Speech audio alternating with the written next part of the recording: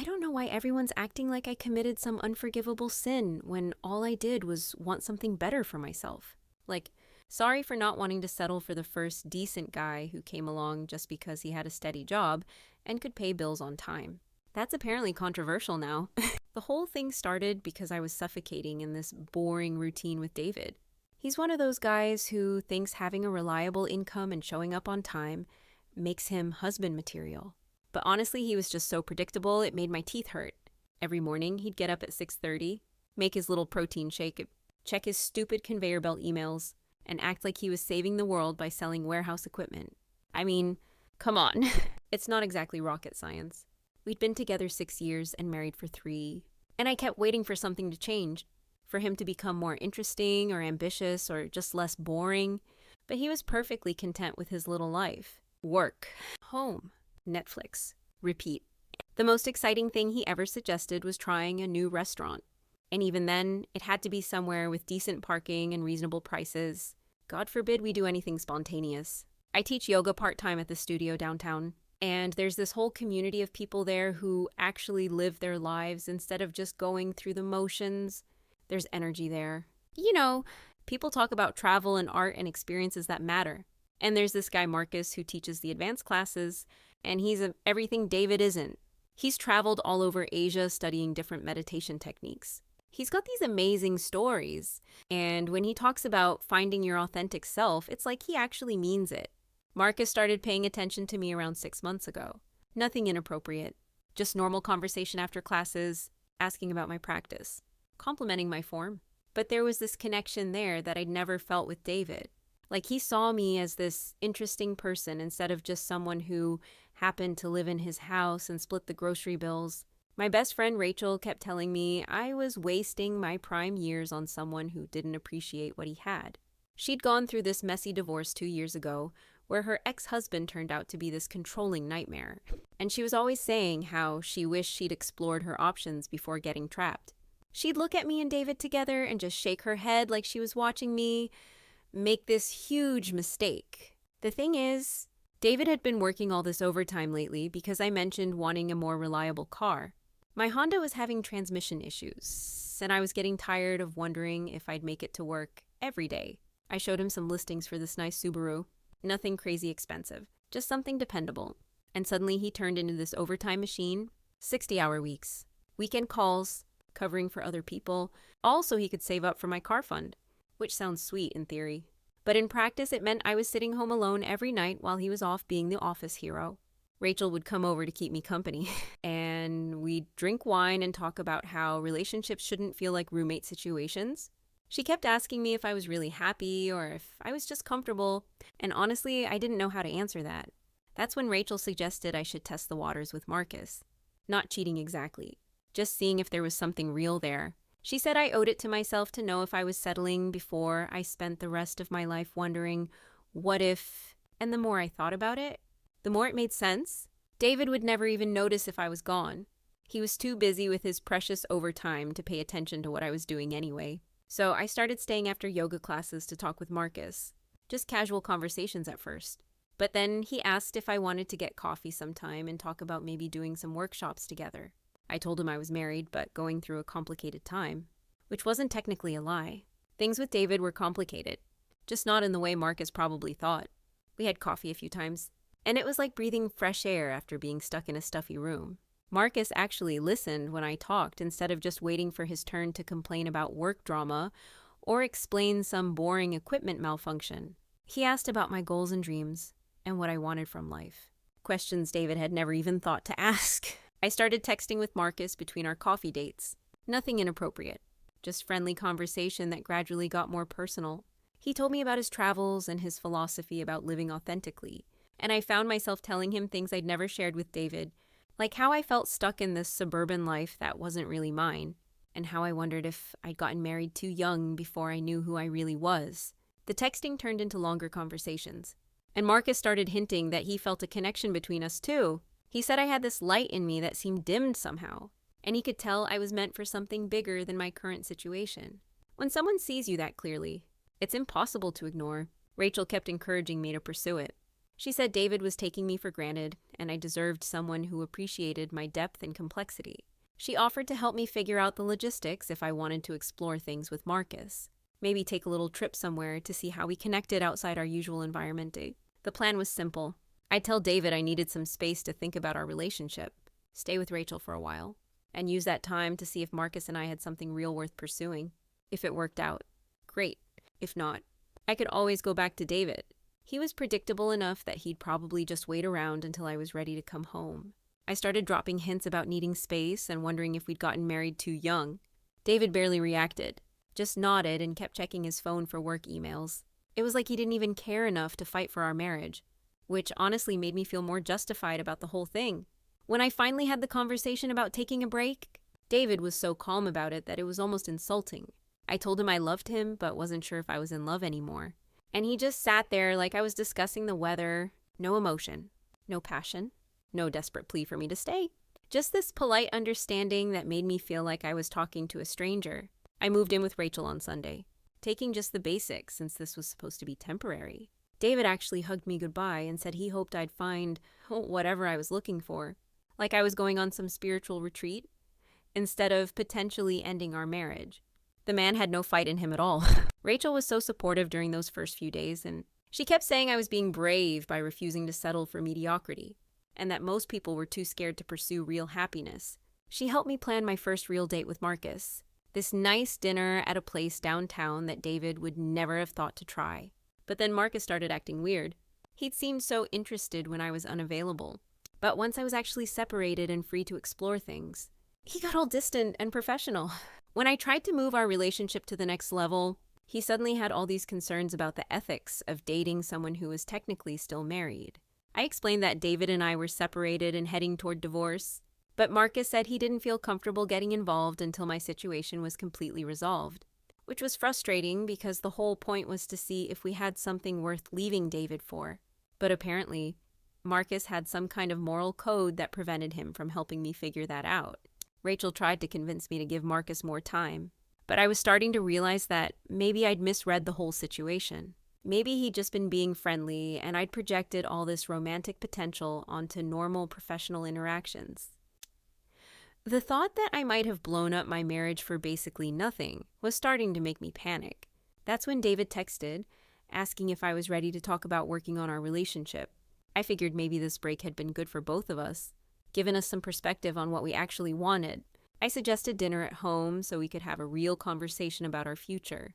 I went over there Thursday night with takeout from this Thai place we used to like, ready to have an honest discussion about how we could improve things between us. I'd been thinking about how maybe the problem wasn't that David was boring, but that I hadn't been appreciating his stability and consistency. Maybe I'd been looking for drama when what I actually needed was someone reliable. But instead of talking about counseling or working things out, David handed me divorce papers, actual legal documents like he'd been planning this the whole time. I thought he was patiently waiting for me to come home. I couldn't even process what I was looking at first because it was so completely opposite of what I'd expected. He said he'd overheard me and Rachel planning the whole thing that Tuesday night before I'd even talked to him about needing space. Apparently he'd come home early from work and heard us discussing logistics and backup plans. And instead of confronting me about it like a normal person, he'd just decided to end our marriage. I tried to explain that he'd misunderstood what he'd heard, that I'd never actually done anything wrong. But David had this cold, detached attitude like he'd already made up his mind about everything. He said he wasn't interested in being anyone's safety net while they explored other options, which made it sound so much worse than it actually was. Then I asked about our savings account because I was going to need money to get my own place and maybe buy a reliable car since I was starting over. And David told me he had moved all the money to an account I couldn't access. Apparently he'd transferred everything the morning after I moved out, including the $12,000 he'd been saving for my car. I couldn't believe he was being so vindictive about money when I'd never contributed to that car fund anyway since it was all from his overtime work. But still, we were married and I'd been counting on having access to our joint resources during this transition period. Taking all the money and leaving me with nothing felt like financial abuse. David just kept saying the money was his according to our prenup, which was technically true but completely missed the point about partnership and support during difficult times. I'd never expected him to be so calculating and cruel when I was going through the hardest period of my life. I left his house that night feeling completely blindsided and betrayed.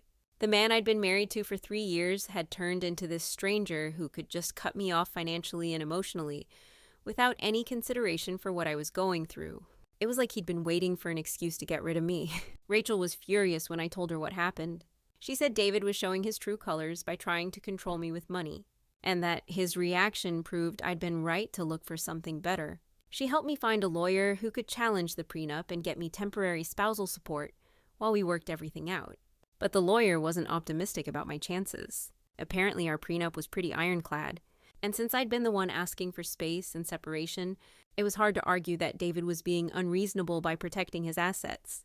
The lawyer said my best bet was to find a job that could support me independently while we worked through the divorce proceedings. That's when I realized how completely screwed I was financially. My part-time yoga income barely covered my personal expenses when I was married, and there was no way it would pay for rent and utilities and car payments on my own. I'd been so focused on emotional fulfillment that I'd never considered the practical realities of leaving a marriage where my husband handled most of the financial responsibilities. I tried calling David to see if we could work out some kind of temporary arrangement, but he was completely unsympathetic.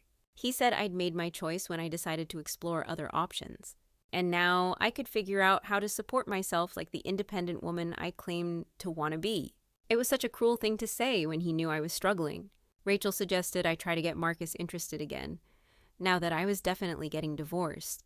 But when I reached out to him, he was even more distant than before. Apparently someone had told him that I'd misrepresented my situation. That David and I were still married when I was pursuing things with Marcus. And he felt like I'd put him in an uncomfortable position. I tried to explain that I'd been honest about going through a complicated time in my marriage.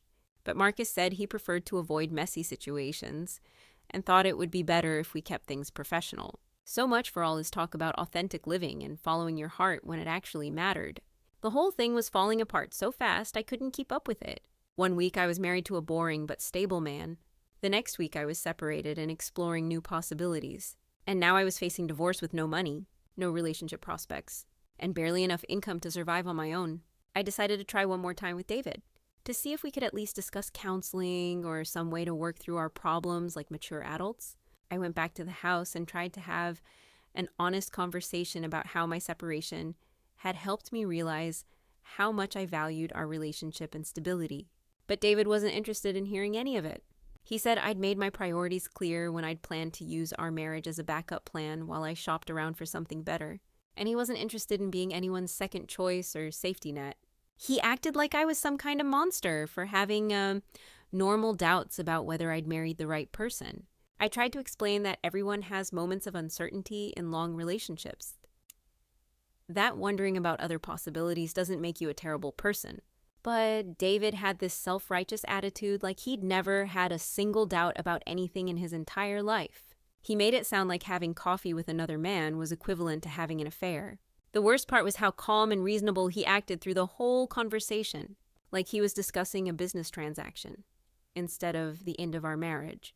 No anger, no hurt feelings, no indication that losing me meant anything to him at all. It was like I was just some inconvenience he was finally getting rid of. When I left that night, I knew there was no going back. David had made up his mind and nothing I said was going to change it. He'd rather throw away 6 years together than work through one rough patch like normal couples do. So much for all his talk about commitment and partnership when things actually got difficult. Now I'm living with Rachel indefinitely, working extra yoga classes and trying to pick up more graphic design clients to pay my share of expenses. My lawyer says the divorce should be finalized in a few months, and David will probably get to keep most of everything since I can't prove any misconduct on his part. Meanwhile, David seems perfectly fine with the whole situation. Rachel saw him at the grocery store last week and said he looked relaxed and happy, like getting rid of me was the best thing that ever happened to him. He's probably already planning how to spend all that money he saved for my car on himself instead. The thing that really gets me is how everyone acts like I'm the villain in this situation when all I did was try to figure out what I wanted from life before settling into permanent mediocrity. David gets to be the wounded hero who was betrayed by his ungrateful wife, while I'm the shallow woman who threw away a good man for some fantasy romance. But nobody talks about how David abandoned our marriage the second things got complicated instead of fighting for what we had. Nobody mentions how he cut off my access to money and resources like some kind of financial abuser.